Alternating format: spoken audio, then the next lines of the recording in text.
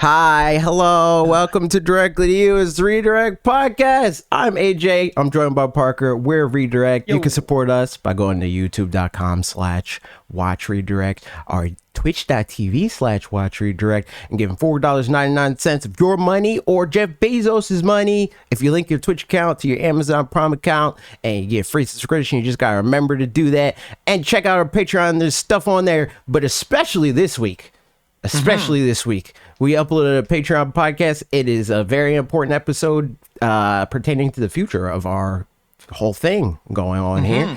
And it's a discounted episode because that's how important it is. So if you're subscribed on any of those platforms, instead of being at the $8 tier, if you're at the $4 tier or a Twitch subscriber or a YouTube subscriber, you could check it out for that price. I suggest you do that, both for the important news and also just fun episode. For this episode of this podcast, we're going to continue to talk about Tears of the Kingdom, but like, that's true. It's a super polished game, you know what I mean? Accurate. You tell them. I talked. Let's talk. Let's say the words. But yeah. So here we go. Let's jump into it. So we found out some information a couple days ago regarding Tears of the Kingdom from Aonuma. That, long story short, back in March of 2022, they delayed the game from having a 2022 release date, which it had had since 2021, I think, if I remember right. And they said, hey, you know what? Coming out next year. Coming out 2023, and found out recently that basically the game was done then, like functionally the game was completed, and then they spent that time until I guess April, when they had the like gameplay. The gameplay thing. I think in that one they said the game's done. The game went gold. So they spent that year just polishing the game, making sure that everything was QA'd right and, worked right and stuff. The actual quote is in here. I don't know. I would have to create an account on WashingtonPost.com to find the actual quote. So you know what? Here's the quote. Nevertheless, Aonuma said they delayed it because they wanted to make sure that everything in the game was 100% to our standards, and that the last year was spent on polishing the game and making sure that the wild physics of the game just work. Yeah, I say they nailed that. And I mean, just in the context of this year and gaming as a whole recently, that's super impressive. Yes. And the thing is, like, I know that this is going to lead to, like, and I haven't listened to any other podcasts talk about this, which I'm sure that a lot of podcasts are going to talk about this. I know that this is going to be fodder for them to, like, crap all over Pokemon Scarlet and Violet. True. Yeah. But it's like, I hadn't even thought of that. No other studio on the planet. Yes. Right. Period. And that's even, like, partially true for, like, Nintendo studios that aren't EPD. No studio does that. No studio does that, where it's like the game's done, but like it could be, we can just make sure it's super polished and there's like no major bugs at all. No other studio does that. Like, it's the opposite of development hell, where that's the whole thing, where like a game is taking so long to be in development that at some point they've just got to cut their losses, and it's like there's scope creep and there's issues of like direction and all that kind of stuff, whatever it is, to where eventually a game comes out and it's like, this has been in the works for 12 years or 7 years or whatever, and then the game's not any better than a game that had been in the works for 2, maybe 3 years.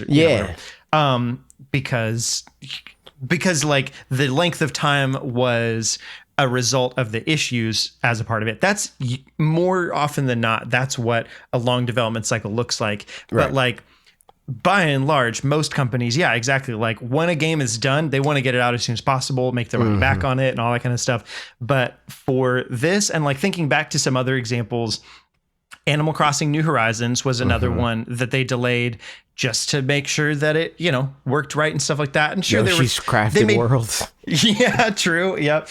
Kirby Star Allies got delayed. Oh my goodness, that's true. Yeah, they should have delayed that another 2-3 years. But right. That's neither here nor there.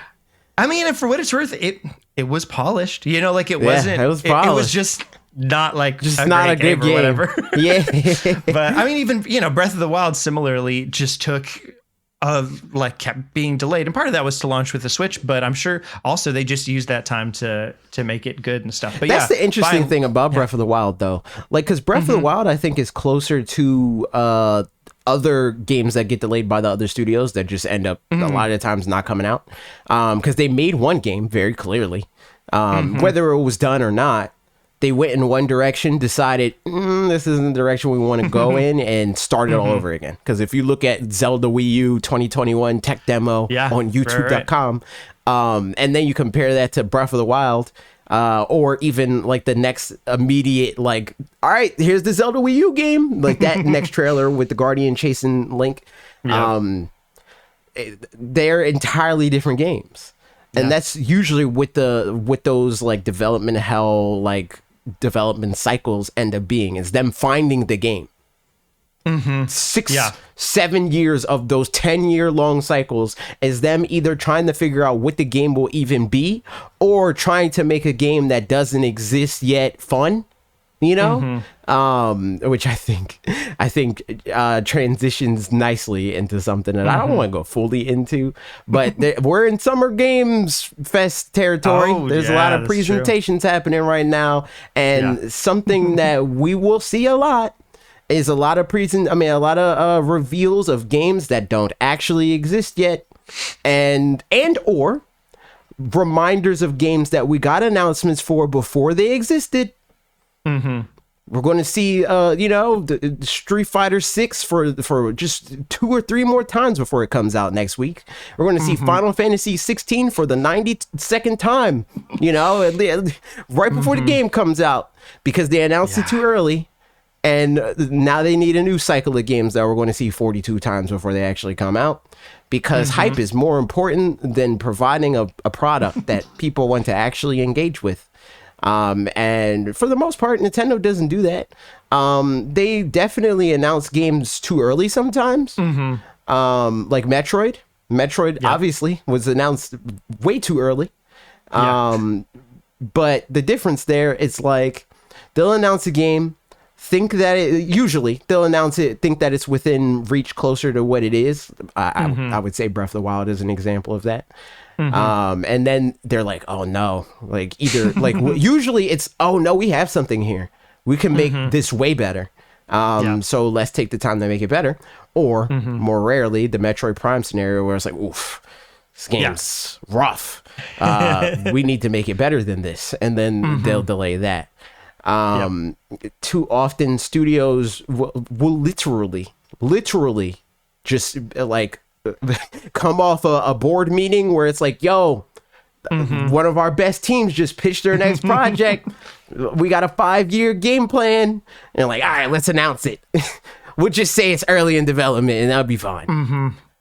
Open up After Effects, make a logo real quick. Exactly. I was going to say exactly. It's like, just give the name of the game and then, confirmation that it's happening, and then who's to say when it'll actually come out? It could be a Final Fantasy VII remake situation where it takes a million years, Kingdom Hearts 3, whatever, and then eventually it comes out. But, that stuff is nuts. I do wonder with Tears of the Kingdom too, as far as going back to like the announcing games, thinking they're probably closer than they were. Obviously with Tears of the Kingdom, that was COVID was an impact there. But I do wonder in 2019, was like when they announced the game, did they think that the scope of the game was smaller than it ended up being? My suspicion is yes, that like they announced it and they were like, yeah, we're pretty much done with this thing. And then at some point they were like, had more ideas or something like that. I don't know. Like, or did they really think it was as far out as, COVID notwithstanding, like 2021 at least,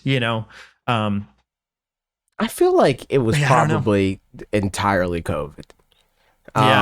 Because like if they thought that it was going to be 2021 anyway, then that polished part of it doesn't really add up. You know what I mean? Yeah. Because like their target here after COVID, unless COVID didn't affect them at all, which we know is not true. Right. Yeah. The timeline just doesn't add up. Like, I could see it coming out in 2021 because they targeted 2020, right? And then Aonuma comes to the same conclusion where he's like, maybe we need another year to polish this, and then it comes out 2021.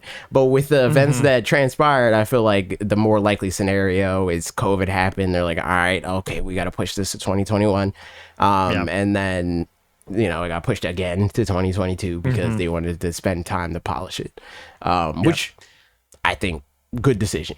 I think that absolutely is totally fair. I mean, and for what it's worth, Nintendo is in, I mean, by their own design, but also like fortuitously or whatever, in a good position where they have more than one system seller, you know, coming out at any given time, you know, like that in 2022, it would have been great to have Tears of the Kingdom for like, wow, look at how great this year is. We got Splatoon and this and that and the Pokemon and whatever.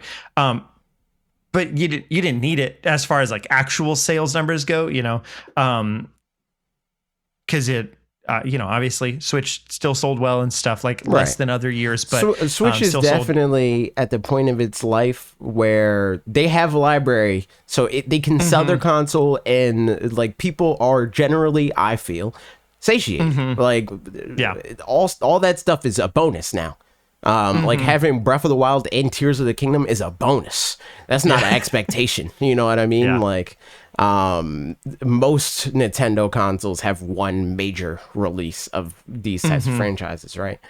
The fact that we have multiple Pokemon games on this three or four. We have Sword and Shield, we have Scarlet Violet, we have Brilliant Diamond, we have Let's Go. 4 on one console. Arceus also. Oh, 5 for what it's worth. Yeah. Well, yeah. And then DLC, I guess, is the last thing. It felt like there was something else, but yeah, I guess just DLC. But still, yeah, that's nuts. Like, but yeah, like they're at a point where like they don't need to do that, and they still, like clockwork, release upwards of 20 games per year out of their first party studio. There's none of the other big three does that. None of them.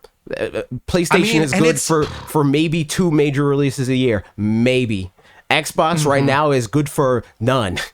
Like we might get a Hi-Fi Rush, which is a welcome surprise. Might get a Microsoft Flight Simulator, but for the most part, like they're not really good for any. Which, like, I mean, or Redfall, where worst case, but like, Halo Infinite is exactly the opposite end of this, where they announced the game, they showed it, and they're like, it's coming out real soon, and then they had to delay it, and then when it came out, it was like do or die, it has to come out, and it was, from what I understand, I haven't played a lick of it. They didn't delay it, but it was fine. Yeah, it was like it's a game, you know, whatever. Yeah. But yeah, it wasn't their you know, like pinnacle of game design kind of a thing, and like not a set piece that they not set piece. Well, it's the whatever the word is I'm looking for, where it's like, you know, just prestige piece. Yes, that's the one. It's not a prestige piece. You know, and thinking about this too, it makes me, I know I've heard people being worried about Metroid Prime 4, for example. And this, I think, reinforces the confidence that I have that game is going to turn out well, which is just that, like, I mean, barring a situation where they really don't know what they want to do with it, and it's, you know, that those are issues going on, then maybe that's a thing. But if that were the case, I don't think we'd be having this Metroid ramp up that we've been having, for one thing, where they're like working towards something that is going to be another prestige piece thing. So they're I think actively investing more money into the franchise, so that says to me that they're confident in the future of the franchise. Yeah, exactly. Whereas, like, if they weren't, I don't think they would be, you know, especially when they like historically have very much so shown a willingness to be like, we're good on Metroid. We're gonna ignore that. Whatever. Yeah, exactly. Yeah. So yeah, I mean, game's great though, you know, and I'm glad that they delayed it because it's so good. But it is scary. I'd love to find out more, you know, like, when they released it, and maybe this is something that in interviews people will happen to ask, but like when they announced it, what was their initial planned release date? Because did it say 2020 on the first trailer? I don't think so. I think it didn't give us a date. I don't think it had a date. It just said it was like 2022 was the first actual like date. Yeah. And which, I mean, was smart for what it's worth to that, because here we are.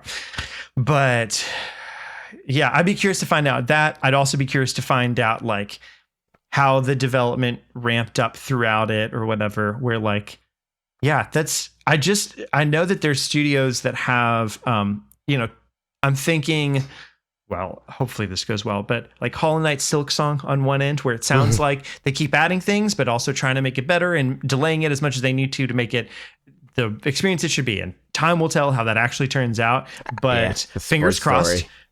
Yes, happened. And that's the other side. Sports Story is like, that was exactly what happened there, and that turned out terribly. I have more faith, for what it's worth, in Hollow Knight, mostly because it feels like more... they did several DLC packs that were like some of the best content in the game. So that feels like they know kind of what they're doing in terms of doing more stuff. And it wasn't like they lucked out so much as with Golf Story, where that seemed to be more the case. But time will tell, but yeah, it's interesting.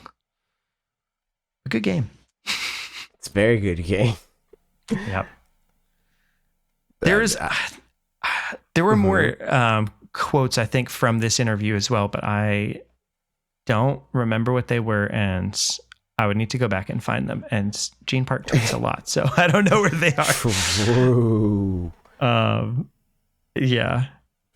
Well, in any case, yeah. So that's the main news thing, honestly. So that was. There's not a lot of news right now for Nintendo stuff, so Truth. Pokemon Scarlet Violet got updated. They updated that game. Was the updates? Okay, that's not we did. Pokemon Home yet, right? I don't think. Yeah. So we didn't talk about Pokemon Home being announced and then repealed. Basically, we didn't talk about that. No, true. Yeah. We last week, I think we just got the announcment that it was coming. That happened like immediately we mentioned after that it was coming, and then that was it. Yeah. Yeah. So that happened, and then they pulled it back. I don't think that had anything. So their verbiage is basically that Pokemon Home, they announced the wrong date. That was what they basically said. They were like, "Oops, didn't mean to say that date. That was wrong." That's really and funny. It like came part and parcel with something that to me seems unrelated. That they had that raid event, the Terra Raid battle event with Chestnut and Great Tusk and Iron Treads, and those were bugged because they're trying to proc an item to give you that's not in the game yet, and that was like crashing people's games. I think the item's like DLC related or something like that, so they pulled that and said that they would delay it, and then they also said that the Pokemon Home announcement was preemptive, so we'll see what happens there. As far as the patch, it's 1.3.1, and I think it's just for stuff about like competitions, like friendly competitions. You can like host your own like online battle things where it's like, I don't know if you ever like Mario Kart competitions where it's like you have a certain amount of time period where you do battles, and that gives you a elo score, and then whoever has the highest elo score within that time period wins the competition. You can host those for your friends. Before, there were like a lot of like more stringent rules where like, or not necessarily rules, I don't know if it was a bug or like an unintended thing that they didn't like differentiate the friendly competitions from the regular online competitions, where you can't leave out of those in the same way. Like once you go in, you have to do like the marathon, or you have to like hard quit out. Gotcha. Yeah. That wasn't intended in the friendly competitions. There was also the thing about being able to join whenever, and that also was something that is different from the regular competitions where you have to join before they actually start. So that was a decent amount of the bugs that they tried to fix is that feature specifically has nothing to do with the Pokemon Home stuff. We have no idea when Pokemon Home is actually happening. But the game, I think I saw somewhere just like a couple minutes ago or whatever, not a couple minutes ago, but like earlier today, that they're planning an update for the 30th of some variety. Is it possible that that's The Pokemon Home thing, or I mean, it might be. I don't think that the game has anything to do with that. I think the game already supports Pokemon Home. It's Pokemon Home that needs to support the game, if that makes sense. Gotcha. Mega Man just said, that's home. And then he's typing now. So we'll see. Or maybe it's home that's getting the update and I misread it or misremembered it or anything in between. I don't know what he's talking about because I'm literally looking at the 1.3.1. Pokemon Home is getting an update later. Okay, yeah. That didn't come out yet. Right. Okay, yeah. That's what I was. And that's the one on the 30th. So that's when that's supposed to come out on the 30th. Gotcha. Okay. Cool. Nice. Gotcha. Nice. So right around the corner. Look at that. But yeah, that's cool. The 30th of this month? Yeah, Tuesday. Nice. So there we go. Look at that. We got home. We can finally use our Pokemon from the other games, which I think is also weird. Like the way that people talk about that. Because this is literally the only game that's a thing. Like Pokemon is the only game that has like the NFT game promise where it's like you get a character, you get gear, and you'll keep it forever. And Pokemon is the one franchise that actually supports that, and people still somehow have like these crazy expectations that it should always immediately work and be this like flawless, seamless thing, or they're like figuring it out as they go. Because again, they're the only people that do this. It's crazy. So does that mean so now all Pokemon, like the whole Pokedex, will be accessible in Pokemon Scarlet and Violet? No, absolutely gotcha. not. Gotcha. There's still like it's like Pokemon Sword and Shield. There's regional like, decks, but within that regional decks you can transfer Pokemon in and out. Yes. So I mean it's an expanded national dex sort of situation. Like the regional dex would be more so like games that you can catch within the game. Yeah. And within the games, Pokemon Scarlet, Pokemon Violet. And then the Pokemon Home support would be other Pokemon that are in the game's data, but not actually in the game. So the Terra Raid events kind of show a peek at that. Whereas before, you wouldn't be able to like at all catch something like Charizard. They did that event already, so that would be a Pokemon Home Pokemon, and past Pokemon games post Pokemon Home and Pokemon Bank. But they had the Terra Raid events that let you catch them. Gotcha. And there's gonna, I'm sure, be a period until the DLC where the Pokemon Home Pokemon will be like unregistered, like they won't have a Pokedex number. And then once the DLC comes out, they'll be given a Pokedex number within Scarlet and Violet, and we'll know like more officially. I think people already like data mined and know exactly what Pokemon are supported through Pokemon Home once it has, which is why we also know that the game already supports Pokemon Home. It's Pokemon Home that doesn't support the game. Right. Yeah. So we'll know for sure. I didn't do any deep dives in that and see what Pokemon are revealed and stuff like that, because it just kind of feels like not a spoiler. I think that's a weird way to phrase it, but it's just information that I don't care to know. Like I'd be way more interested to like go into the game and like see what I can transfer and be like, oh, this Pokemon's back and this Pokemon's back and that Pokemon's not in or whatever, you know. So I guess we'll see on the 30th. We will indeed. A couple other little bits of news. Super Mario Advance 1, 2, and 3 are on NSO expansion pack on GBA Online right now. I just downloaded the update a couple minutes ago. It's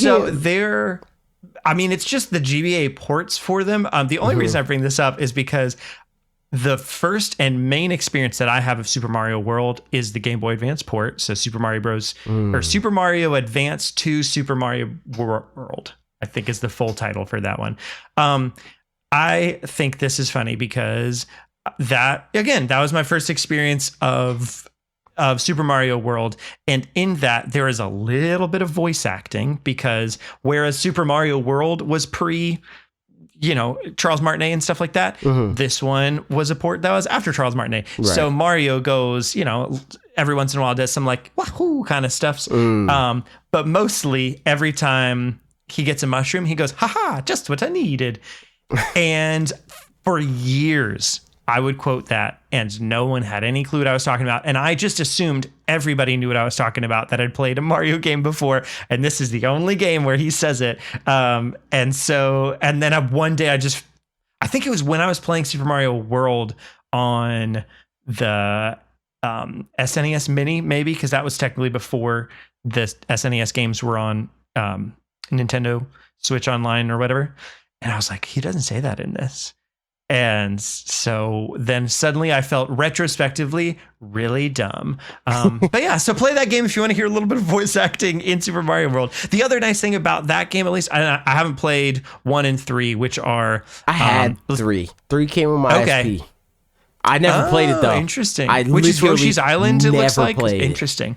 Again, I have no idea. It came with my SP, and I never played that. I only played Pokemon Sapphire and like Pokemon games. Game Boy was Pokemon games for me mostly. There's like certain exceptions, but for the most part, like first party stuff was just Pokemon and Link to the Past. Yeah.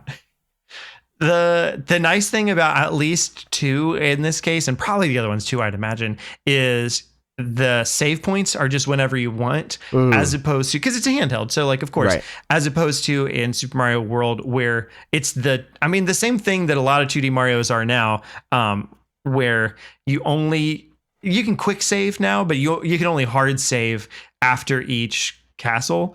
And before then, I don't think you could even quick save. I think you could only save after each like castle or the like half castles or whatever those are, towers or something. So yeah, you can't, save super frequently in Super Mario World, but in this game, because it's a handheld, you can save whenever you want. And I cheesed the ever loving everything out of that game. But like I would, have, 386 lives or whatever, and just it's because I was 12 and that's just the way that you do that. But yeah, go check those out if you want to see like a slightly alternate version of games you know and love or haven't played before, or any of the above. Super Mario Advance 1, what games are even in that? Super Mario Advance 1 is Super Mario Bros. 2, I guess. That's so it looks weird. like. That's so weird. That's SMB2, but just different graphics and probably some other changes to it, but I don't know what. Strange.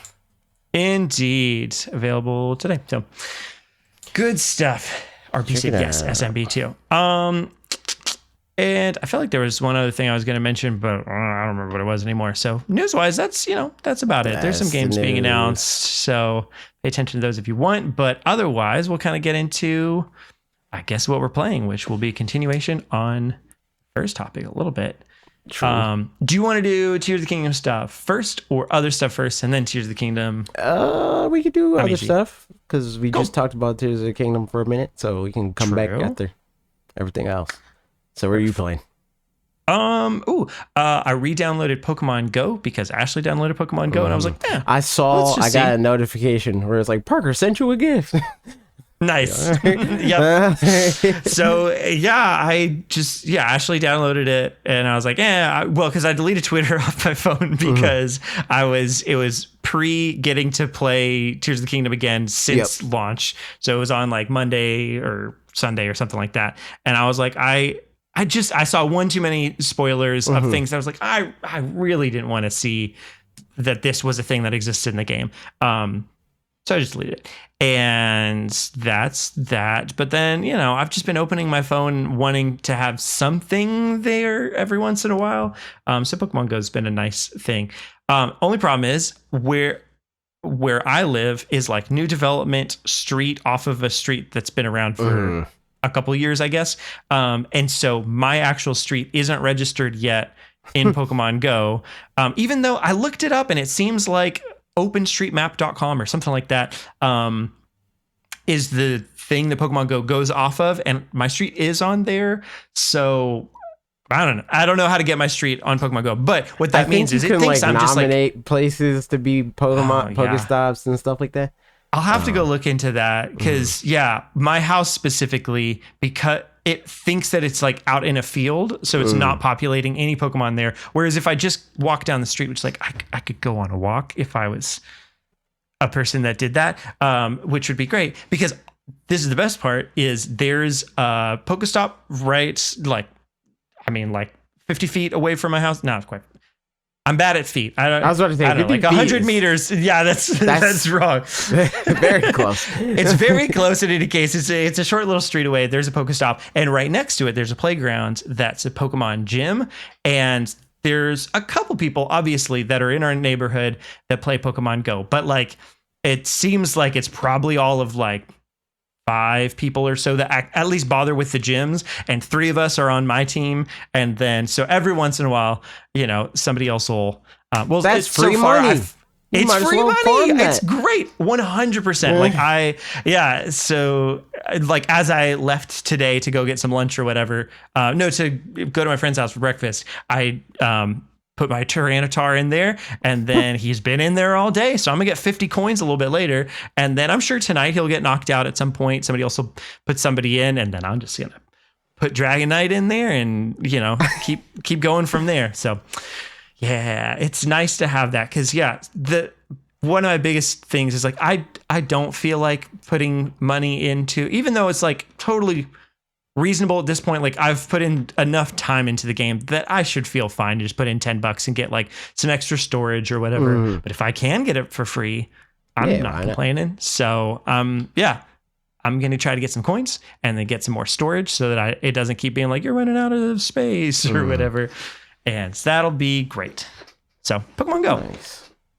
What about you? I'm trying to think if I'm playing anything just offhand for no reason. This was, did I talk about the Street Fighter beta at all? Nope. I don't think so. Not even a bit. I played the Street Fighter beta.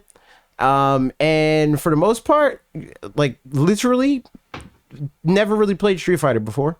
Because mostly this is like the by I mean like most important point and the biggest reason why I don't play Street Fighter. Never cared about any of the characters in the video game.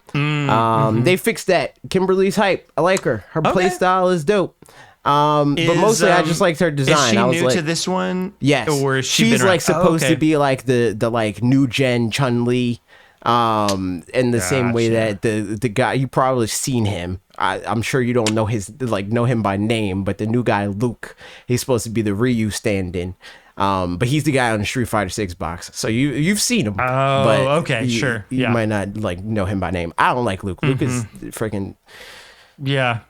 Agreed. But Just Kimberly, offhand. but Kimberly's cool.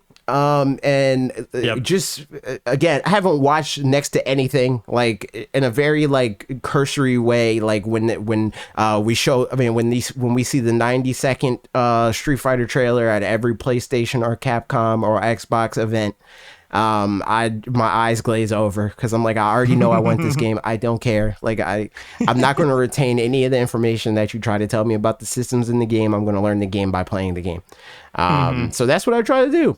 And like a lot of the stuff just from Smash Brothers and other fighting games that I've played carry over. Neutral is neutral is neutral is neutral. Disadvantage is very similar. If anything, I think disadvantage is way simpler, even though like it's simpler in a bad way. Like it's simpler because like if the other person's advantage is good, which basically means if they don't drop their combo, you just just lose, right. or you lose half your health or whatever, right? Whereas like Smash, there's a lot of different things that you can do to you can like, DI out of stuff or whatever. Yeah, you can DI out of stuff. You can outframe data them and hit them so they can't continue to hit you. You can air dodge. You can, there's a lot of different things you could do. There's not that many things that you can do with Street Fighter. Do combos, I mean, it seems to me, and I could be wrong about this, but like that, if you get like a 10 hit combo of things in Street Fighter, typically that wouldn't, like, whereas in Smash, a 10 hit combo, I would imagine KOs 9 times out of 10.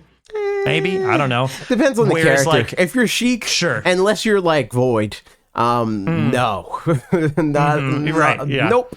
But like if you're like, if I hit somebody 10 times with Charizard uninterrupted, they're dead. They're going to die. Yeah. There's no way that I'm hitting you 10 times in a row and I'm Charizard and you live that.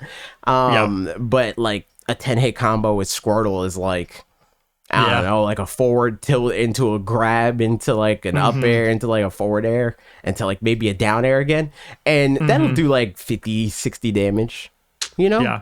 In Street Fighter, do you feel like the ratio is like overall for a stock, there's more hits involved generally? Depends or is on the that not character, case? because different sure. characters have different amount of health. And I think that like actually different amount of like the health like bar HP looks the coded or same. whatever? The health bar looks Sure. the same, but some They just can characters take take more if you more damage. Like I was Interesting. just talking to Mars about this, but Akuma, who is like, he's not in the video game yet, but he's like late DLC, and he's like a tradition, Gotcha. like he's like a mainstay of the series. He's like evil demon Ryu man. Oh, okay. Yeah, I just looked him up. Which, Yep. I mean, there literally is evil demon Ryu man, but he's like evil demon Ryu man who's not actually Ryu.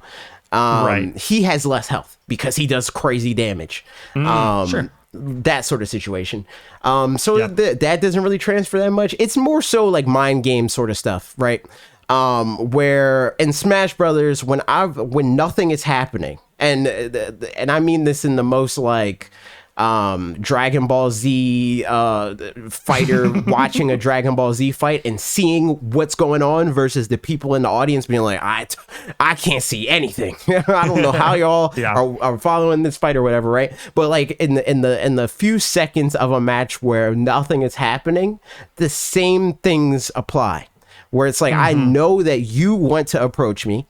I know that you think I'm going to do A, B, or C.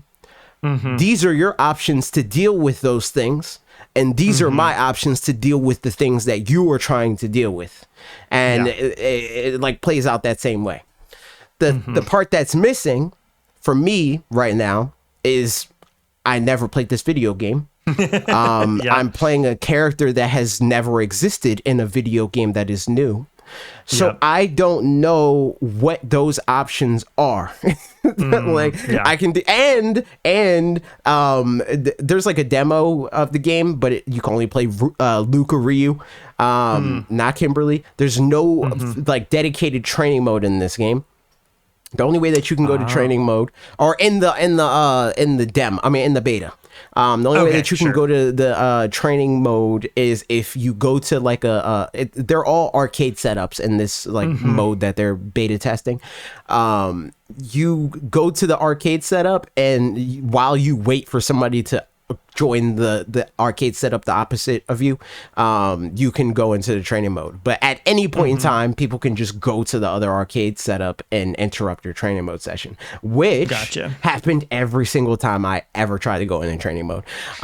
So yeah. I wasn't able to actually look at her command list and see like, oh, okay, these are her strings and stuff like that. On top of the fact that I am using the modern controls, which is another reason why I wanted to try this game, because I thought that it was interesting that they're like basically like it's like compressing Street Fighter to be Smash. Like Right. it's a very similar like logic to Smash, where the skill isn't in inputting a special, but it's in focusing on the things that I'm talking about, like on neutral and advantage state and that sort of stuff. That makes sense. And not leaving the like whether you win a match up to if you dropped a combo or pressed the wrong button or whatever it is. It's just on. I made the right decision, so I won. That sort of thing, which I think is way more appealing than oops, pressed X by accident. Guess I lose. Right, exactly. You know, it's stupid. And the thing that and I think that this will fade very fast for me. Once I'm able to go to training mode and figure out and stuff like that. But there's like weird like Street Fighter specific things where like their combos are kind of weird. So like I can do a combo that's like there's stuff like medium and light hits and heavy hits and stuff like that. I'm not going to say it in those terms because that's confusing. But I'll just put it into like button terms to do. So basically in Street Fighter, disadvantage or getting hit is like the way that you deal with that, unless you already got hit, is by blocking the different versions of attacks that you can do. There's overhead hits, and you block them by just avoiding them or like blocking low. There's like just straightforward hits, and you block those by just blocking normal. And there's low hits, which you block by crouching down and pressing back. In advantage state, what you want to do is try to mix up the block string, which is the combo of directional blocks that people are going to input to avoid getting comboed. You do different combos to mix people's block strings up and be able to like hit them. To do that, you need, or at least it depends on the combo, because sometimes, especially in like modern controls mode or whatever, there's like button combinations. There's like I can press X and then I can press Y. But for the most part, which you typically want to do, especially with modern controls again, because they don't break it down to like each button is a version of a punch. It's not like X is medium punch and Y is heavy punch. It's X is your medium button and Y is your heavy button, which I mean that's right. Y is your special button, but you know, you get what I'm saying. Yeah. So that it like simplifies it in that way, but you still have the thing where it's like if you want to do the like mix up your opponent's block string, you basically have to cancel. You know what a cancel is in like fighting game terms? Yeah. Okay, so basically, I think where like you start to do a move and you decide and like you cancel back out of the move. Yes, but no. Okay. Yes, but no. In this context, it's you cancel into one move so that you can do another move out of that move, but faster. Gotcha. Say the basic combo is X 4 times. The combo to mix up the block string would be X, X, down, X, and then maybe down X again, or just regular X, and you know, like that sort of situation.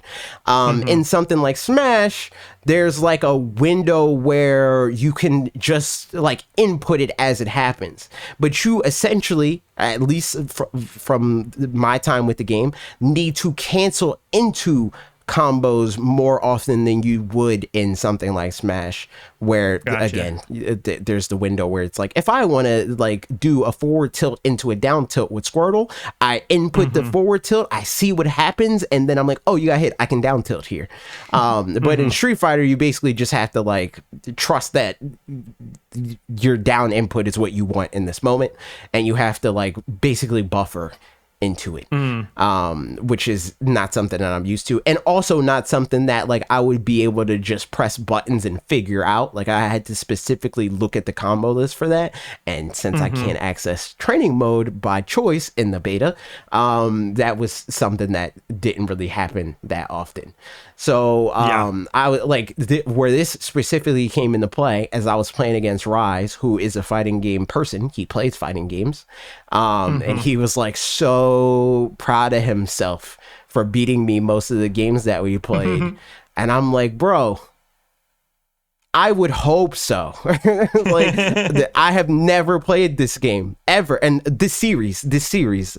Whereas like this is your beat, right? It would be the equivalent of like I think we played like 30 games or something like that, and I beat him in like 8 of them.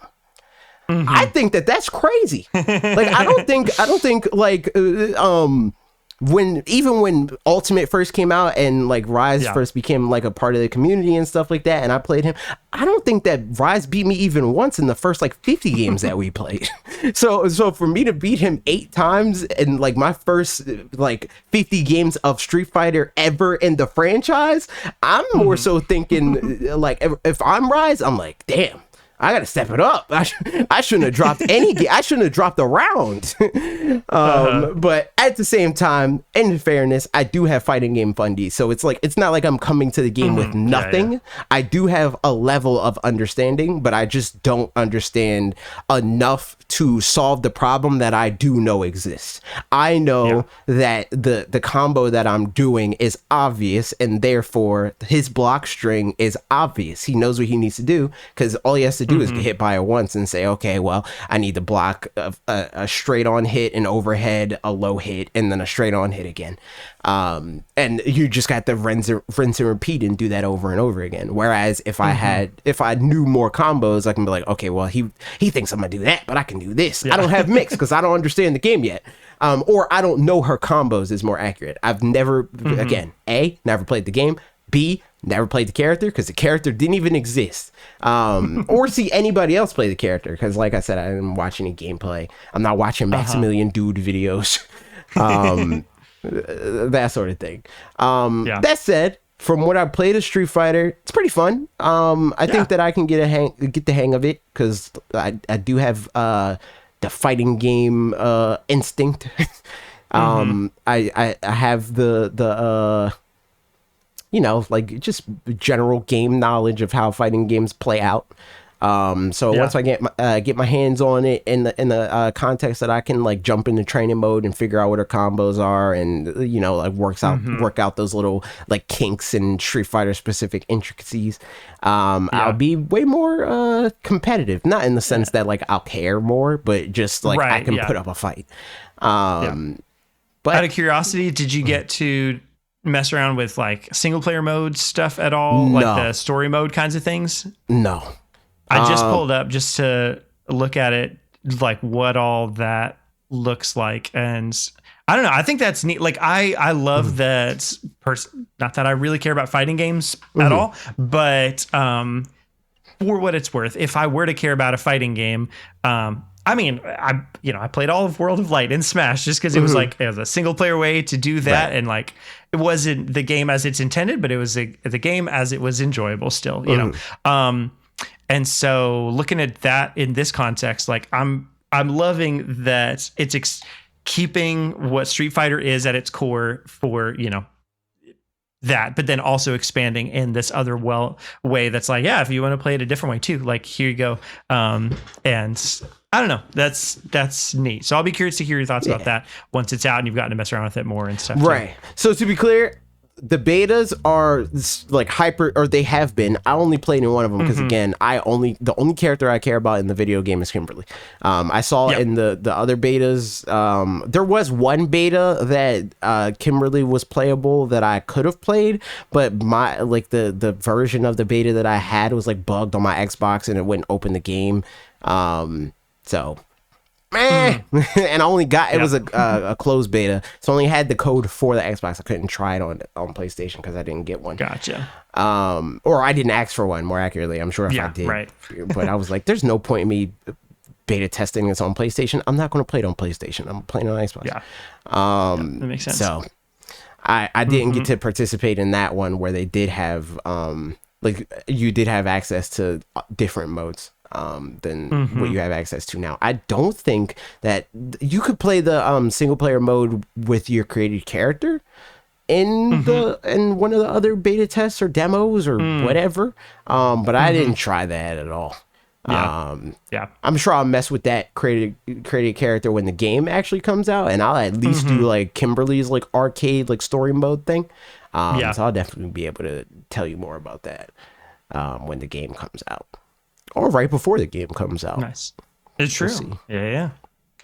Well, that's neat. Love to hear it. Anything else that you're playing? Smash! Tears of the Kingdom?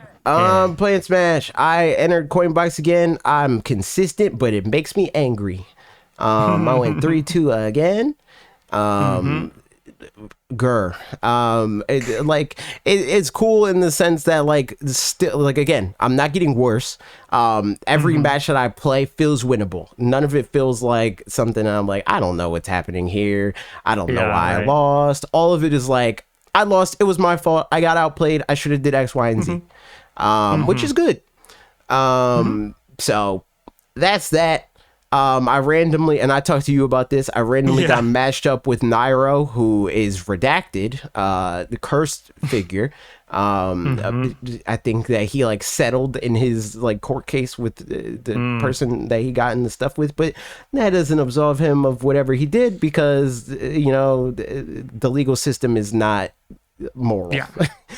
So he could very well still be in the wrong, and probably is, but I just got randomly matched up with him on Elite Smash. Like, he was streaming it, but I wasn't watching his stream. I was just playing the game. And then I saw Nairo as his name, and I was like, is this actually him? And then when I played the first game, I was like, this is probably actually him.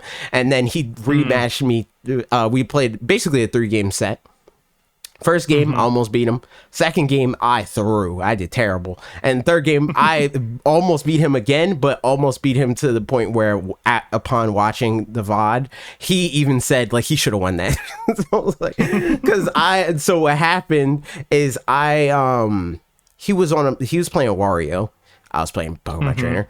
And in the moment where he said that I should have won, he was on a platform. I saw that he was on the platform and he wanted to approach me and try to nair me with Wario, but the game buffered a dash attack for him. So he dash attacked on the platform. I flare blitzed under him. He dropped through the platform and killed me. But what he meant to do was run off the platform so the flare blitz would have hit him and killed him. But I died. So it was unfortunate. Rip me. But that was part of that day of Coinbox where I was like, hey man, I'm definitely getting better because he's a really good player. Even though he doesn't compete anymore. And I held my own. Like I wasn't out there getting like washed. That shows some progress too, which is pretty neat. Yeah. I mean, I think to your point, that again, you said this before, but just that you're used to and expecting like actual good high level play with good characters kind of thing. And so, but like honestly, that was my tactic in quotes, like in college when I play with friends, who were way better at me than Smash. I would just play. I'm gonna throw them off with Olimar, some stuff. Pokemon. Yes, 100%. Like I played Olimar, Pokemon Trainer, who they just didn't fight against or whatever good in that game. Yeah, true. I mean, Toon Link was probably the most standard one, but like. I can't remember who else, but generally, I would just pick whatever. Ice Climber is a lot, and like just picked whatever like the most obscure characters I could compared to what they were used to, and had a good time with that because like, then kind of I could catch them off guard, not because I was doing anything well, but just because they didn't know what to specifically expect from that character. Right. And which means that also it would wear out its welcome pretty quickly. Where then, if I had once like 5 tricks up my sleeve, then like, right. Yeah, exactly. So, similarly, if you're playing against a bunch of people that like aren't necessarily playing like the best with and with weird characters, then like there's an element of like, if you played against them multiple times in a row, probably then win. By the like, yeah, exactly. So, which that's also like that makes me feel better about like grinding to like get better at the tournament experience. Because I know that once I get deeper in the bracket, I'll feel more comfortable. Like I was talking to Quid about it. I think I talked to you about this on the podcast. But he was basically saying like, yeah, if you get deeper in the bracket, you'll be more competitive because you're used to fighting people that are good. So it's like I just gotta beat the round 2 freaking King DDD, and then like all I gotta do is fight the Tweaks, the like MK Leos of the world. And not saying I'll win necessarily against them, but I'll definitely feel more confident and comfortable, and like would probably take more games off of them than I would off of the like random person that's playing a character that I don't understand. So we'll see. I'll enter more tournaments and I'll get there, and then I'll be getting, and then I'll be stuck at like, I don't know, like 24th place, and I'll be tight about that. And one day I'll get top 8, and then I'll be fine. I don't care about winning. I just want to get top 8. And like the big tournaments, like if my goal is like, I want to be able to consistently go to a local and win that. And like, like enter a bracket and maybe get top 16 if it's like a serious tournament. Top 8 would be hype. I don't care about winning them though. Yeah. I think you can do it. We'll see. For what it's worth, so. We'll see. Yeah. And then, I mean, past that, Tears of the Kingdom. Yeah. Curious, so last time you experienced. Exactly. Yeah. So last time we talked, I just like, I mean, still, at this point, still no spoilers for anybody and stuff. But I think I'd finished the tutorial area. I'd gotten down on the ground and done a couple of things a little bit, like 1 or 2 shrines maybe. But like hadn't gotten the paraglider yet. I had just gotten to the like settlement down on the ground, like where, the first place that it tells you to go. Yes, exactly. So I just gotten there and then hadn't done anything. So since then from Monday to today, which is Thursday, I've played a good amount more compared to how much I played before, but still, there's the whole game still ahead of me.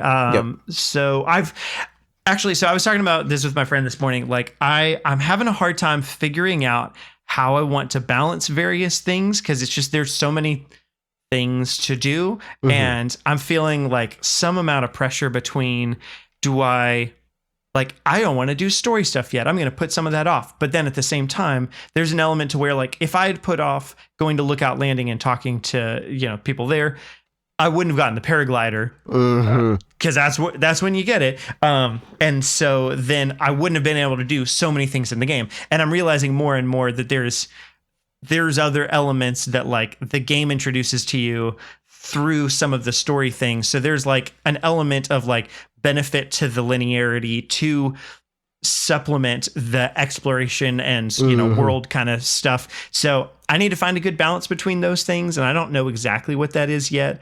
I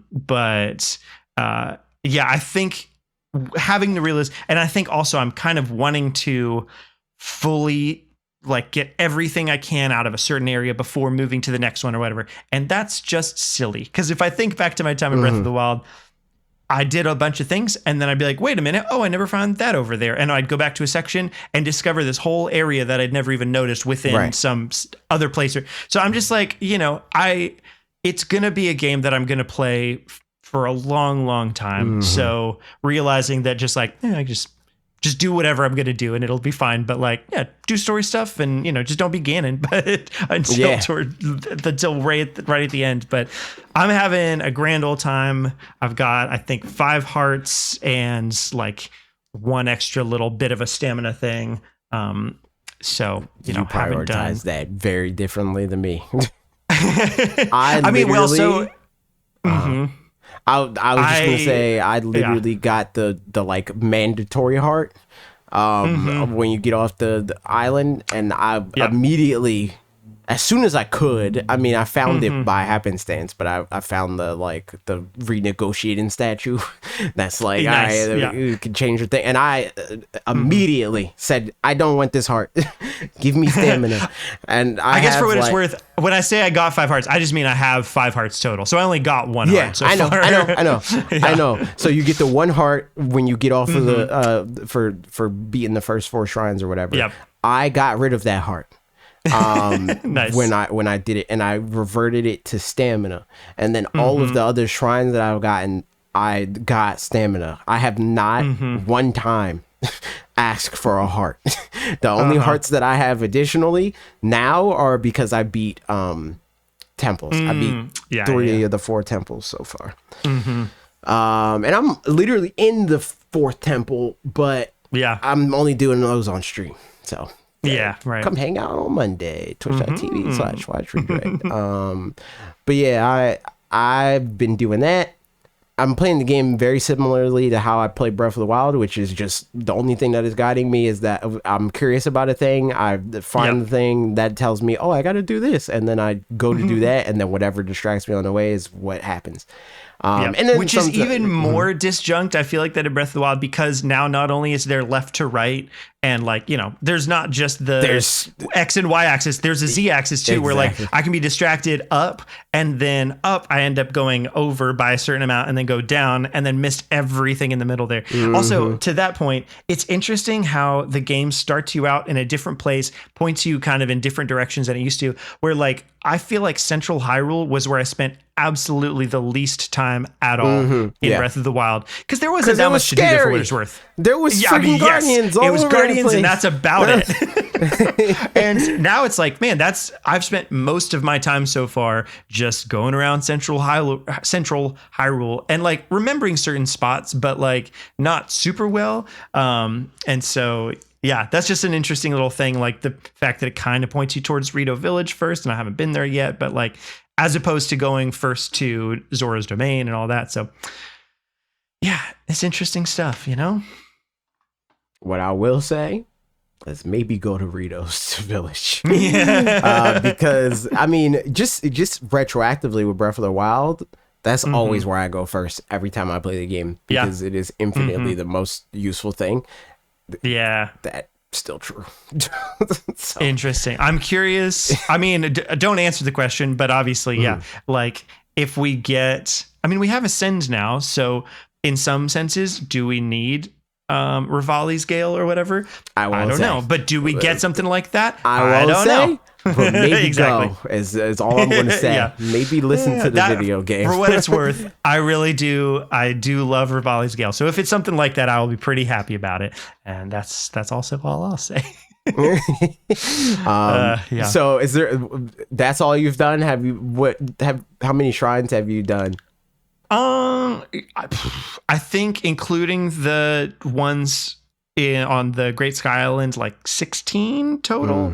Enough to get, I can load it up real quick and see what's going on. But yeah, I want to say like 16, something like that. And yeah, overall, I like the shrines. I don't find that any of them so far have been particularly challenging. Also, though, I'm still only in the like opening area kind of thing, but a lot of them have been like good little tutorial-y things, or just like, oh, that's a neat thing that you did there, that kind of thing. I just did one with springs, for example, where I didn't know beforehand that you could stack springs on top of each other and then jump up even higher than you could otherwise. I never did that shrine. Yeah, so it's somewhere towards like Kikiri Village kind of area-ish. Or sorry, Kakariko Village. Yeah. But yeah, it's just got like, you have to do certain things with some of the springs that you jump off of or whatever. And then at some point it has two springs already glued together on top of each other. And you're like, oh, do you maybe? And then sure enough, it makes you go really high. And that's pretty neat. Nice. I will say I'm now going and like trying to do shrines, but a lot of the game, and part of this is Breath of the Wild. I think I've talked about this a little bit on here. I've definitely talked about it on the stream, but part of this is holdover from how I felt about Breath of the Wild, and part of this is also that I did a shrine and it scarred me. But I'll go to a shrine, or I'll have the shrine on my sensor and be like, oh, I don't feel like doing this, so I'll go here and I'm going to mark it and come back to it later, because shrines are annoying. But then I'll do, like, there's a lot of times where I'm like, like, you don't like doing the shrines themselves? No. In theory, in my head, it's kind of like what I was talking to you about before, where it's like doing stuff like going to the bank. You like dread that, and then you do it, and you're like, that wasn't that bad, or like it might even been like something cool happened or whatever, right? That happens every time I do a shrine. That's because so I did one shrine that I hated, and I'm like, all right, every shrine is going to be terrible now. And then I go to a shrine, I'm like, that was actually dope. But I still haven't like shaken that yet. It's still like there's still the subconscious thought that it's like, I don't want to do the shrine. This is going to be very annoying. And then I do it. I'm like, that was cool. Yeah. What I do often do is I'll find a shrine and activate it, and for not at all the same reasons, but just for like, I'll just then go wander around it, but knowing that I have a spot that I can just fast travel back to if I get lost, if I whatever. But I don't like, it's almost like a little checkpoint that it's like, okay, like I know, this spot's right here. Because if I go to it and then don't do that, then I'll have to like find my way back to it at some point. But then wait, I don't. But yeah, that's so funny. Yeah, because I just always have liked the shrines. For what it's worth, here's the only thing I'll say: the shrines in Breath of the Wild versus this, I like the music in the Sheikah shrines better than the music in this one so far, at least. Like, I haven't been playing with like sound very loud, because mostly it's been like handheld in bed or whatever. So, maybe I'll put in headphones and see how I feel about it differently. But I loved the shrine music in Breath of the Wild. It was good. So there's just been go ahead. For me, again, this was all based off of like one or maybe even two shrines that the specific thing that they wanted me to do was it just didn't feel earned. And that's usually the coolest things in Breath of the Wild and Tears of the Kingdom. It's not even a thing that's like, oh, this is like straightforward or easier or whatever. There's plenty of times where I spend a lot of time on a shrine and I'm still like, that gimmick was really cool. Like that was a smart way to teach you about that mechanic or use the mechanic or challenge your understanding of the thing or whatever it is, right? But sometimes it just feels like those holdovers of like, all right, we hit a puzzle piece somewhere, go find it, you know, like, I don't want to find the puzzle piece, I want to put the puzzle together. I don't think that there's any like real challenge in Needle in the Haystack. I want to figure out how to like solve a puzzle, and there are definitely some like in Breath of the Wild that I can think of that too were just like cool in concept but just kind of annoying and didn't like. I love the ones that allow for creative problem solving and stuff, but the ones on the Twin Peaks, for example, in on the way to Zoro's domain, there were 2 shrines, one on each side, and they each had the solution for each other's puzzle, where it's like this ball goes here, here, here, here, here, and here. And conceptually, I love that idea that it's like, it's like, you know, they're mirror things, whatever, blah, blah. Right. But functionally, it was like, that's just not that fun. Like go in there and be like, it's 1 2 3 4 1 2 3, and then be like, oh, I can just take a screenshot, and then you take a screenshot, go to the other one, open the screenshot, and like blah, blah, that's the type of like archaic like trying to be like Dungeons and Dragons adjacent kind of stuff that I just don't vibe with. I think it is very poor game design personally. Which, for what it's worth, in Dungeons and Dragons, ironically, I would probably like that kind of thing, but just because it's a more like slow, methodical kind of thing. It suits like, that medium more, because also you're not like actually leaving the thing to experience the thing. Like all of what you need is actually right in front of you. Whereas like in a game, like with that kind of rationale where it's like, oh, you got to do this, you know, like talk to this random person or do this thing. You're like intentionally going out of your way to not play the game.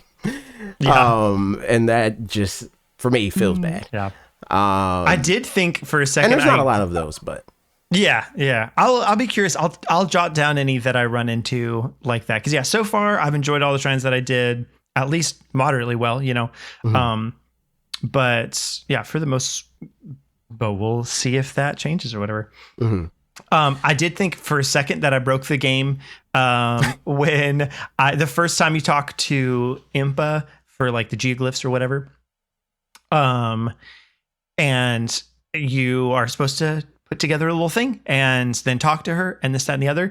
And I did things not in the order that you were supposed to. Like you're supposed to do like talk to her, do step 1, talk to her again, do step 2, talk to her again, and then something, you know, that kind of a thing. And I talked to her and then did step 1 2 3 or whatever, and then tried talking to her again, and she like didn't talk back. And I still don't know what I did to fix it, but like she just wouldn't do the right dialogue, and so I was like, what's going on? For what it's worth, looked up, I don't think you need to talk to her at all. Well, so I ended up talking to her. Like to be able to get to do the thing. I don't interesting. I don't think you guys. I think you could literally just do the thing, and then you go back and then. That's probably true. Yeah, but I mean, kind of like how you can light all the torches and then go to. Exactly. Oh shoot, you did it. So it ended up working out. Like at some point, just maybe it was like where I was standing or something. Like I'm not sure what changed, but at some point something changed and it worked and it was fine. But for a second there, I was like, did I break the like perfectly QA'd game or whatever? As if, you know, I would have been. QA'd, but if that happened to me, I would have been tight. I would have been very upset. I thought about that. Because that's like just the sort of stuff that like I know like there's some people that feel some sort of accomplishment from that. They're like, yay, finally, I did the thing. I feel none. I just feel burning rage. Whereas like, I'm just like, because I think the most frustrating thing, so like there's basically, I'm not going to go too deep into exactly what the shrine is, but there's a shrine where you basically have to reflect light at a thing. And I knew that. I immediately knew like, oh, I got to reflect the light at this thing. I knew that. But how I needed to position the thing and how I ended up solving it, I only solved because I had weapons that I could stack on top of each other to put the thing to reflect the light into the thing. And it's cool that the game allows for that. But like, it's very frustrating that the specific solution that had I not had weapons that like had like iron balls and fans attached to them that I could stack and glue together, it was just like very annoying. That sort of stuff is like, I like when I see the solution and I'm like, I don't want to do that. I'm gonna do it this way. That's always cool. But when I need to brute force my way through it because the regular way is like weird and janky, it's like, Yep. Two things I just thought of. One, I need to find Hestu lickety split. Yep. Like more than in Breath of the Wild, because that game like still had, you know, like weapon slots and all that stuff.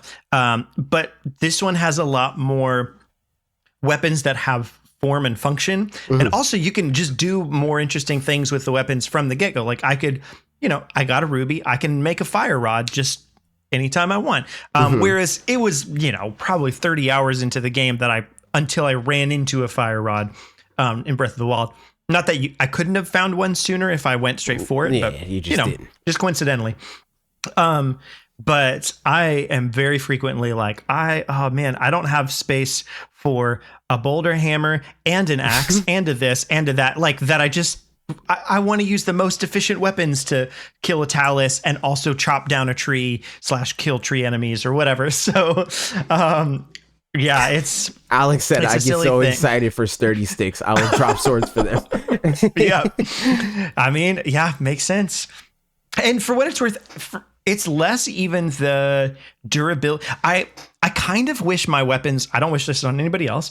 I wish for me that my weapons would break more. Sooner. Yeah. Because I just don't like throwing them away. But I want to have more slots to put more things into. Yeah. And especially because if like the first time I had a boomerang and I fused a longsword to the boomerang, and then it's just a boomerang with a longsword on it that still flies and stuff. And that just is like, I don't know. I'm sure I'm going to get way cooler weapons later on and way sillier weapons too. But that just felt so cool that you could do that. And I barely use it, but I just I don't want to throw it away because it's just cool, you know?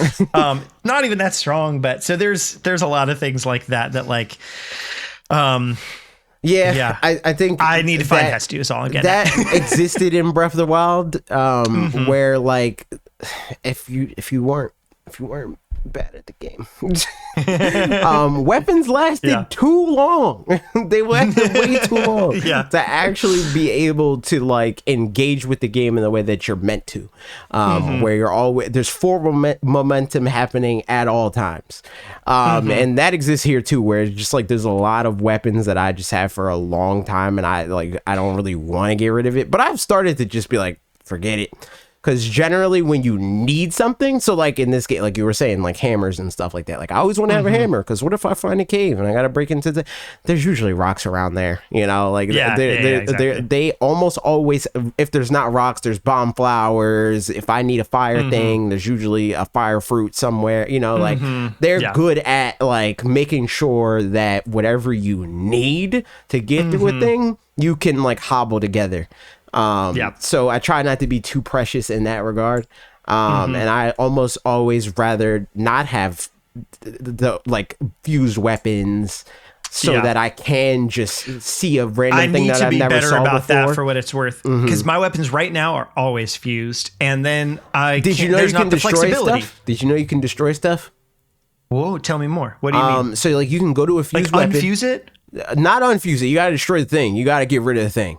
That's the sacrifice. You can, I think you can like pay to get something unfused and keep the thing, but that's not worth it. There's been multiple times where I'm like, I want this sturdy stick. I'm going to break the ruby that is on it, and I'm going to fuse something else to the sturdy stick. But yeah, you can do that. That's a dialogue. I mean, I guess I've seen that with. Oh, okay. So it's a dialogue option from just the menu. Yeah, you go to your weapon menu, you pick the weapon that you want to pick, and I think it's maybe like the third from the top. It's like freaking equip, drop, and then like destroy fused material. Look at that. What a time. Oh my goodness. Yeah, okay, that's super helpful because there's been plenty of times where I've accidentally fused. Actually, I think I've got some. Oh no, I must have thrown it away. I had something in here at some point that I just clicked on the wrong thing to fuse it to, and I was like, no, that's not what I meant to do. But no, that's super helpful. I figured that out in a temple. Yeah. Because I was fighting the ice or water thing, and I was like, I'm using it was water. Yeah. And I was like, I have only fire weapons. This is stupid. So I had a flame emitter rod or whatever, and I destroyed that, and then I put topaz on it, and I was like, all right, bet. I'm killing everything now. I love it. So yeah, that's a pretty sick ability that you do have. Yep.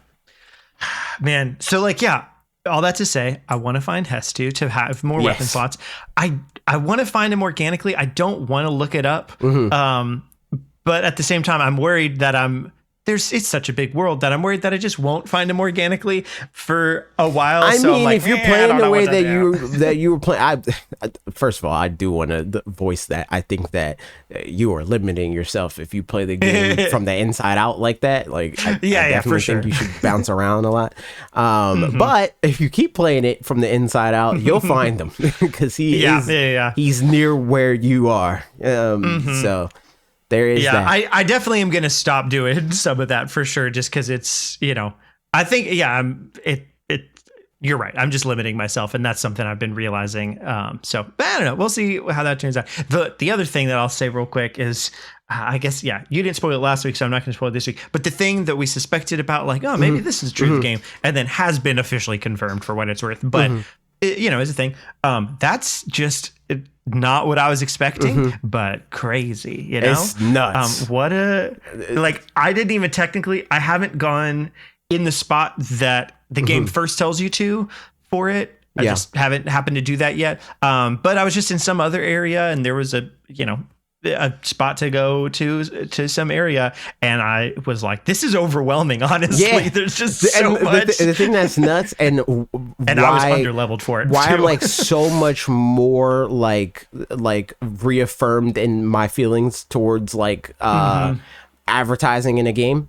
I found that completely randomly, completely detached from the fact that the story directly points you and tells you to go there. I just fell and I happened upon it, and I was like, what the heck is this? This is crazy. I like literally that was what my tweet was about, where it's like, I found a thing and this game that like this is such a like shirking of the allegation that this game is glorified DLC. I was like, this is ridiculous. So yeah, like that thing is insane. Yeah, man, I'm curious what the kind of breadth of that is, but it seems, from just the one spot where I was, it's like, it's crazy. From just this alone, this is a lot, Still now. Which especially by contrast to, sorry, go on. I was just going to say, still now, I think I'm at like 80 hours or something like that, which Trev is at. Like, Trev, calm down. My God. But you love to see it. But yeah, no, like I still haven't seen even a quarter of that. Yeah. Not even close. Yeah. So it's like, man, it's crazy. Yeah. And there's like a whole thing going on there that I haven't. And I'm sure that there's probably even more things, but there's like a specific thing that's happening that I did engage with. And this is why I initially found it, or not why, but like what I found when I found that. And I was like, oh shoot, that's the thing that I'm dealing with here. And I haven't like, engaged with that storyline or whatever since I found it. Yeah, man, I'm so curious. It's what a game, it is funny too, because like I haven't done Okay, well, two things. Alex said, just real quick, Alex said, I'm at 75 and you had a 3-day head start on me. That's fair. You love to see it. I like intentionally, and not because I'm like slowing down on the game, I'm still like thinking about it a lot, but like this came part and parcel with me like being even more reinvigorated with Smash. So like to this game's credit, usually when I'm like reinvigorated in Smash, I drop everything else. But for this game, I still make time for this game. I just didn't. I'm just not playing it like I did Scarlet and Violet, where I didn't even touch Smash, and then I got bad for like a week. I'm trying to avoid that. Yeah, I mean, and like for me, so again, played it launch day and then didn't get to play it again, which I don't know, kind of reasons for that. Why I explained in the Patreon podcast, but that's here or there. But so in any case, that.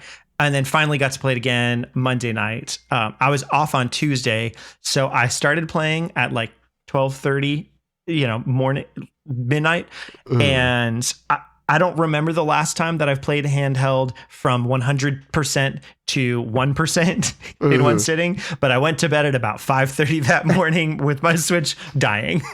And man, it's, like I would love to do that more. I don't have that luxury. I'm not off all the time, but it just Patreon.com/watch redirect. But it's just such a good game. So yeah, I'm really, really enjoying it, and I can't wait to do more. Oh yeah, the thing I was going to say, so Sky Islands and stuff, I have done very little in terms of Sky Islands so far. But it is interesting because whereas the other thing feels like it's so much more than I imagined, the Sky Islands are feeling so far like a little bit more sparse than I was imagining. Then again, I've only kind of, been in one section or whatever. Thing I haven't really explored. So there's a few things that I found there that I'm like, okay, there's more to this than I'm thinking. And there's other stuff that I found that I'm like, oh, okay, I need to go up there more. But it's still kind of annoying to be up there. Even with the amount of stamina that I have and still having the paraglider, it's just such a task to be. It's not like go from place to place. The horizontal momentum isn't as like there was an element from when I watched the gameplay where he's like, and you can dive down and see where you want to go, where I sort of had this feeling like you can dive down and then go wherever you want to go. And that doesn't really feel like that's the case. Like you can make machines for sure that can fly you, I'm sure, pretty far. I haven't gotten to a point where I have the mechanisms to be able to do that particularly well, but like I'm sure you can do that. But yeah, where I'm at, I don't have that either. That's another thing that I need to. There's a lot of stuff like that too, where it's like, man, I want to do this, so I got to do that, so I can do this, and then I can do that. Right. Like I still only have like I think a little under 2 batteries, and you can get like 8. So I need to work on that. And I'm sure that that'll make exploring the Sky Islands. Oh yeah, I forgot that's even a thing, because I remember from like pre the game coming out, people were like, 14 that's what it is. Batteries. Oh my goodness. Yeah, that's insane. That's ridiculous. I need to do that. But so far also, you might know this. You know how when you do one of the flying glider things off of one of the ones that already exists in the world, if you fly, however far with it, at some point it'll like beep, beep, beep, beep, beep, beep, beep, and then disappear. Does that only happen? I just haven't tested it out. Does that only happen with the ones that already exist in the world? Or would that happen with ones that you pull out of a little disappearing? Sonai device? I think it's just the ones that appear in the world. Okay, cool. So next time I think I'm gonna, because there's been a bunch of times I was like, man, I could have gone so much further, and I just didn't, because it disappeared. But it only disappeared because I was trying to get back to its environmental spot or whatever. It's weird because like stuff outside in the world they disappear. Stuff in shrines do not.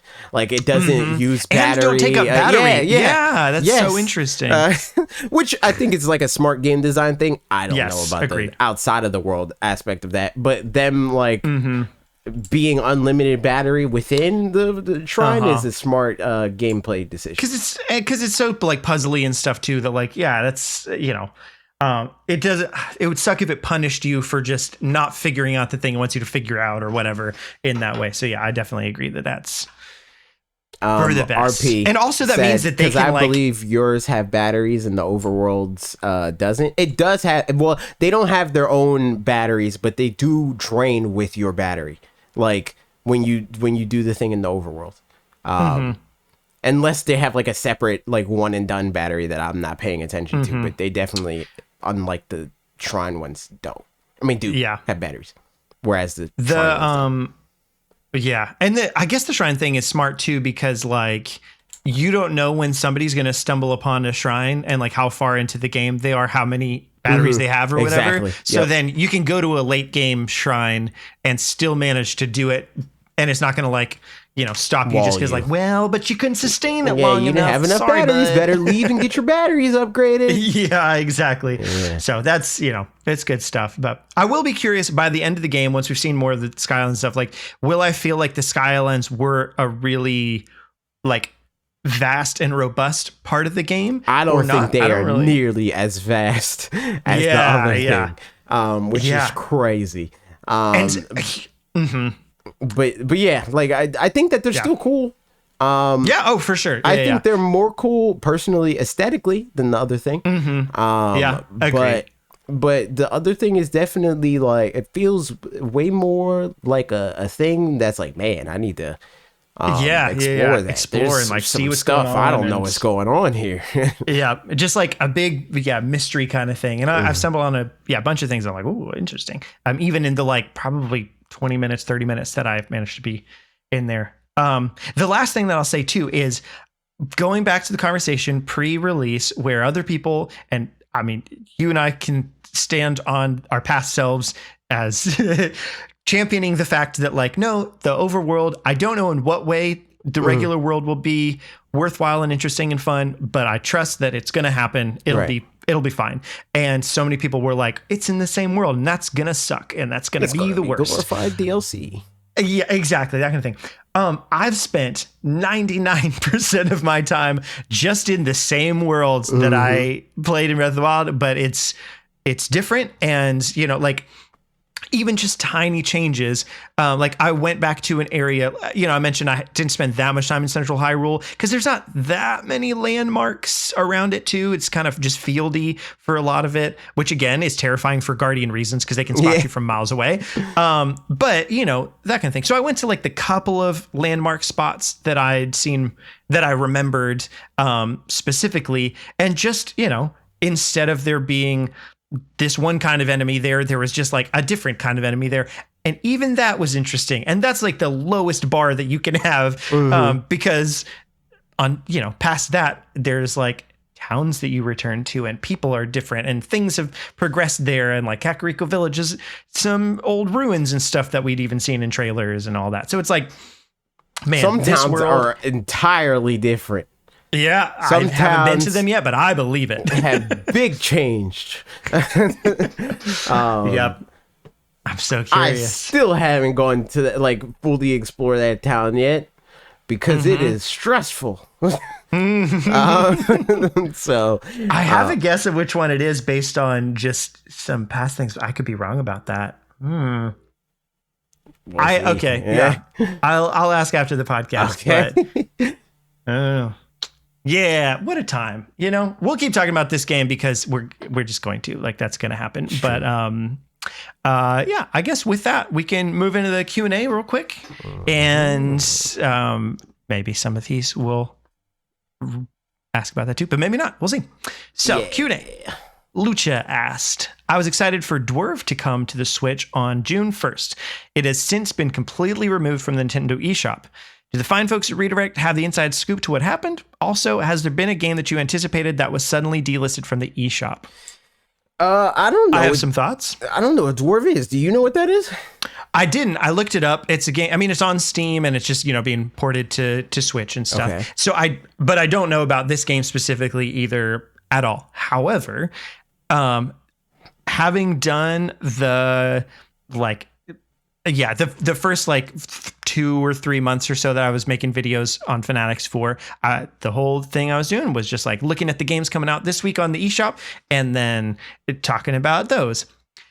This happens pretty frequently, like at least it used to, and like it probably still does. But that games will, like, there were several weeks that I'd have the same game show up on that, like, this week this game's coming out, and the next week, yep, said it was coming out last week, but now it's coming out this week, and then that kind of thing. So and like without any announcements of delays, because if the game is small enough, which I mean, again, I don't know Dwarf really, besides just having looked it up on Steam, it seems like it's not, you know, there's 401 reviews. It's rated 7 out of 10. That doesn't seem like it's like huge, but obviously exciting for if you want to play it. So that's, you know, awesome. But they probably didn't feel like the PR was worth announcing this game's getting delayed. It was more just like, the number of people that'll notice might not be enough to like to warrant paying to send out that email blast. Yes, exactly. And then have, you know, like not all good press is, I mean, not all press is good press in that kind of sense. If that's the only thing that anybody knows about, it's like, you'd never heard of Dwarf before, it's getting a delay, you know, that kind of thing. So all that to say, I'm sure it's probably still coming. It's just like delayed by some amount. Could even be that they just didn't like submit it to Nintendo quite in time for it to go gold. And that's the problem, is like, you know, there's a final round of approval that Nintendo needs to do and stuff, or they're trying to get maybe even like a launch sale approved. I know that's, you know, most games now try to be on sale for like 10% when they first launch or something along those lines, 25% maybe even. And if they're trying to get that and Nintendo hadn't gotten to approve it in time, then like maybe that's enough for them to push it back just a little bit. But yeah, I would suspect that probably it would still come out, you know, in fairly short order. But then again, there's plenty of games that, like, Mineko's Night Market was announced in an indie direct in like 2017 and is just now coming out, or so you might be able to reach out to the dev. Honestly, you might be able to tweet at them, like see if they have a support email, so you can be like, yo, we're looking forward to that Switch release. What's up with that? I would definitely try going that approach. Seems like they're like in that like tax bracket of video game, where you can get in touch with them like that. As far as like if I've ever experienced anything like that, I think the closest that I can think of is like when games like either pivot direction or like they get canceled in one way or another. Like I think I thought that Scalebound, part of it was cringe. Like I didn't like the like we're for like super edgy headphone guy, you know. But the gameplay, like the whole thing of like it's this 4-player like multiplayer thing. You're like fighting with dragons and stuff like that. That looked neat. So like, yo, I'm down to play that. That looks cool. And then that game got canceled. And then not so much canceled, but still kind of canceled in a way. Zombie U, when they first revealed it. Like when the Wii U first got announced, it was an Alien game. Not Alien like the franchise Alien, but it was like about aliens. And it just looked way cooler. And also I'm just, zombies are done to death and I don't care. And I think like even like regardless of that, like how I feel about zombies or whatever, I still bought Zombie U and I still think that game is like one of the coolest games on the Wii U because it did use what is cool in my opinion about the Wii U gamepad, where it's like it allows for those moments where it's like they don't have to give you the option to like pause or whatever. Like you gotta fight to like be able to survive. And it's like sometimes you gotta rummage for materials and ammo and stuff like that, and like the gamepad is the only real way to like simulate that in a way that feels good gameplay wise. Because like if you like have to pause, which they've later ported Zombie and called it just Zombie off the Wii U, it just doesn't, it's not the same thing as like literally looking down at your backpack and be like, oh, I got this stuff here and I grabbed that and then okay, I shot the zombie, he's dead, and then another one came, oh crap, I ran out of ammo again. You know, like that sort of thing. It's not the same when you got to pull up a pause menu and do that personally. But yeah, them changing it from the Alien game, I think I would have liked that game even more just aesthetically and like thematically. But they pivoted and went to zombies and that was cringe. Alex said, I was looking forward to playing Marvel Midnight Suns on Switch, but that's not happening anymore. Oh yeah, they did cancel that. That is nuts. That's lame. Yeah. Oof. Because I mean, I've heard that game turned out really well for what it's worth. So like, On the platforms that it came out on, yeah. Yes, that's the one. Yeah, that's lame. Hey, you can use your paperweight. You can play it on PlayStation 5. That's right. For what it's worth, Dwarv's Twitter account is half human games, and their DMs are open. So yeah, feel free to shoot them a DM, and you can see. I was about to, and then we're doing the podcast, so I add words. But yeah, definitely feel free to do that, and I bet they'd respond probably. You beat the thing under all these Switch cases? Yes. I got mine out of the attic. You can get yours from under the Switch cases. There you go. Let asks, what makes for a good summer game? I guess it depends on what you want out of them. Because it's what is like summer games for me, like now in the year of our Lord 2023, almost being 30, it's no different from any other part of the year. Because I don't like summer is the same. If anything, for me as somebody that covers games, summer is usually more busy. Because rip E3, but now like Summer Games Fest and stuff like that.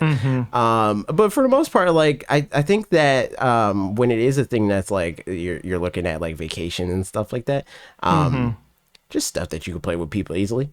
I think Smash Bros. Is a good summer game. I think also just like blockbuster sort of deals are good for the same reason that blockbuster movies are good in the summer. So, yep.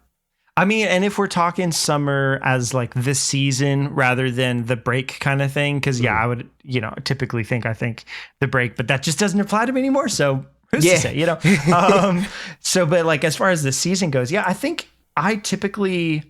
I want to say like, Wii Sports for sure.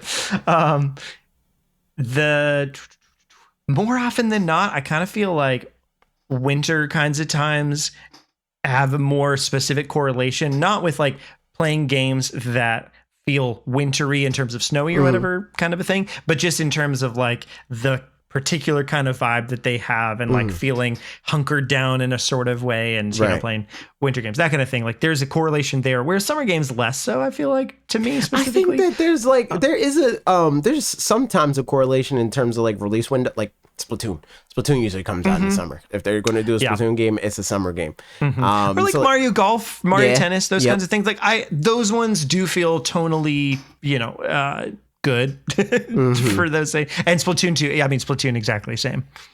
Yeah. So I can see that.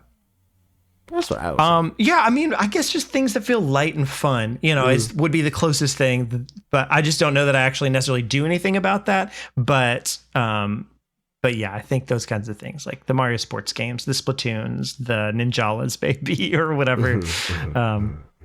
What a time. And last question from Rise asked, I just got the Epic controller with back paddles, so I was wondering if y'all had any problems in games you think could be solved by back paddles. No. Usually the closest that I come to that, like Smash Brothers, is the only time that I've ever been like, I need to change my controls to like be better at this game.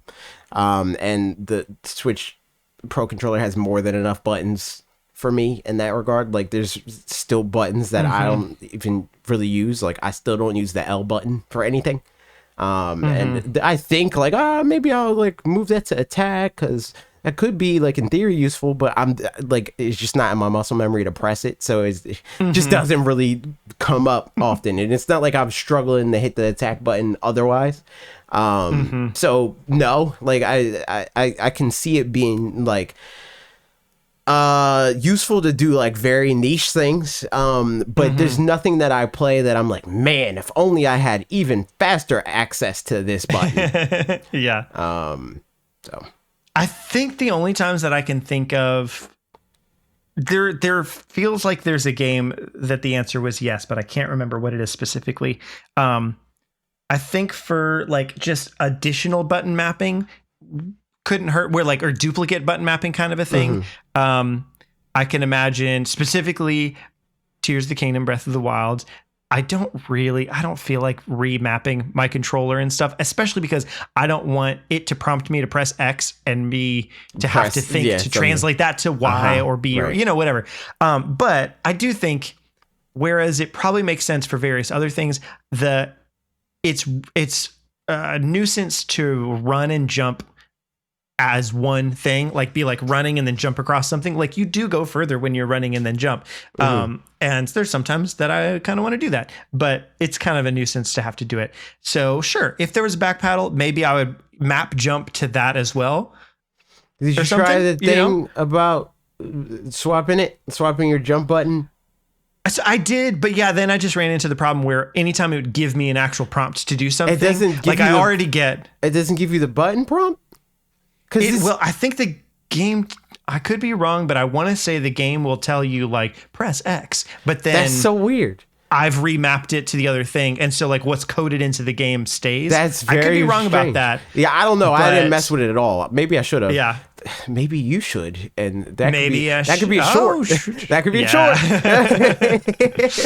Yeah, because that definitely there's still button mapping that I do wrong in that. Okay, I'm curious if you or anybody else, let me know, has this thing. But after I've already used one of my like Ultra Hand or something like that. Buttons, immediately when I go back to try to use it again, I press the wrong button. Yes, every time. And I use Ultra Hand, and then I do so L to Ultra Hand, R to spin it around or whatever, and then drop it. Go to another one, hit R. I don't know why. But also, there's a lot of times where like I'll press L to press like up open on the D-pad. Oh, yes, no, yes, yes.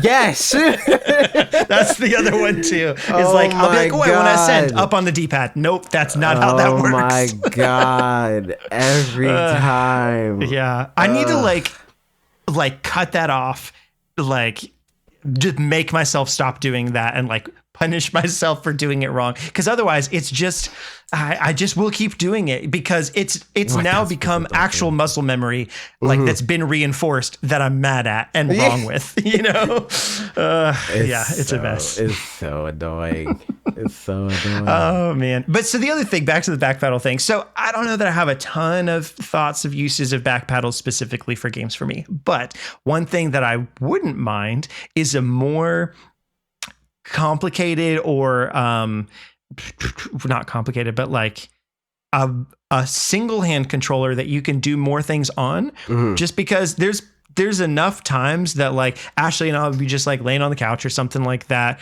and just like I'll really one hand just like isn't in a really comfortable position to whatever to have the other controller hold them together, or she'll just like want me to be scratching her back or something. And so there's been times that like Bravely Default 2 has a one hand controller like option that you can select in it. Pokemon so that's been also. neat.